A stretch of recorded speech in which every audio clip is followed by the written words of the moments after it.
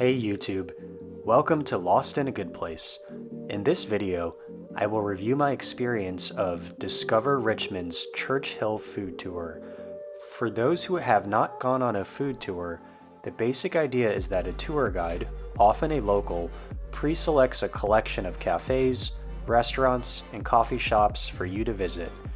It's basically the food equivalent of bar hopping, but each stop is placed far enough from one another where about half the time is spent walking between locations, and during the walks you get to learn about the history of each restaurant as well as the surrounding neighborhood.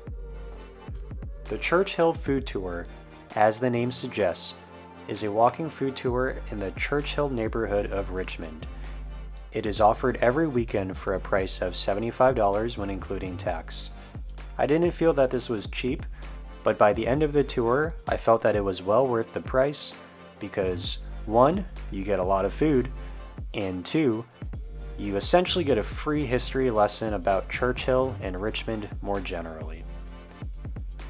Our first stop was 8½, which is a pizza place with limited seating, and therefore is primarily for takeout. We were served a cheese pizza, which was already prepared when we arrived. As we ate the pizza, our tour guide told us that their special ingredient within the dough is black pepper, an ingredient that is uncommonly used by other pizza shops in the area. There were a total of 6 slices to share among the 4 of us, not enough for a meal, but enough to fill us up like a small appetizer would. Our second stop was called Second Bottle Wine, which sells a variety of wines from all over the world. There's a focus on small production growers who are farming organically or biodynamically. What sets this wine shop from others is that each wine was adorned with a handwritten card which explained how it was made and the story about how each wine arrived on their shelves. The owner offered us a sample of white and red wine, or for those who prefer not to drink, there were shortcake snacks that were also provided. You'll also see from this shelf that they sell an assortment of tinned fish, such as octopus and razorfish. En route to our third stop, we passed by many of the local Church Hill streets and were able to observe much of the local architecture. While Church Hill has its share of local mom and pop shops, much of the area is residential, which you can see from the single-family homes and row homes from these streets.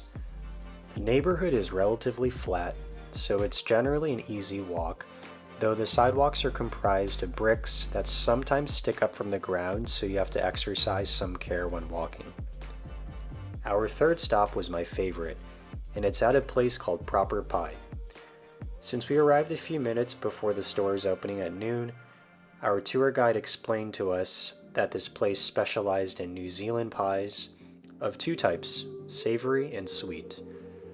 Our party didn't have any dietary restrictions, so we were all given a savory pork pie, which could have been a meal on its own given its size and the hardiness of the crust. What was most impressive about the pies was the complete lack of sogginess. There is no seating within Proper Pie, or even a door for customers to enter for that matter. Instead, you order from a mic up at front, and everyone takes their food to go. In our case, we went back to the tour's start point at Patrick Henry Park and enjoyed these pies on one of the park benches.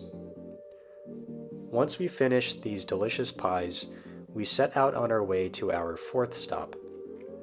At this point in the tour, we actually left Church Hill and entered into an adjacent neighborhood of Union Hill. Our tour guide mentioned that even local realtors often group Church Hill and Union Hill together under the same neighborhood. And as a non-local, I couldn't tell much of a difference between the two. Our 4th stop was at Taqueria Kahlo, and it was our first time where we reserved a table in advance to sit down and chat while we ate. Apologies since I forgot to take a video of the food, but we were served chips and salsa followed by 1 consomme taco per person. I did take some pictures of the interior to show you the colorfulness of the restaurant though. You'll see there's a fairly sizable bar area, And behind the bar, there are restrooms, which we were encouraged to use, given that we were at this point about 90 minutes into the tour.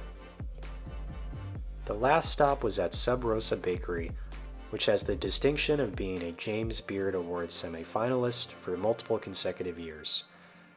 As was the case with the previous 4 stops, our food was ready when we arrived, and this time took the form of a chocolate pastry. At this point, everyone in our party was full from all the food from the previous 4 stops, so we put the pastries in our bags and listened to our tour guide describe how this place uses a wood-fired oven to prepare its pastries. So what was my overall ranking based on the 5 places that we visited? Proper pie is definitely at the top.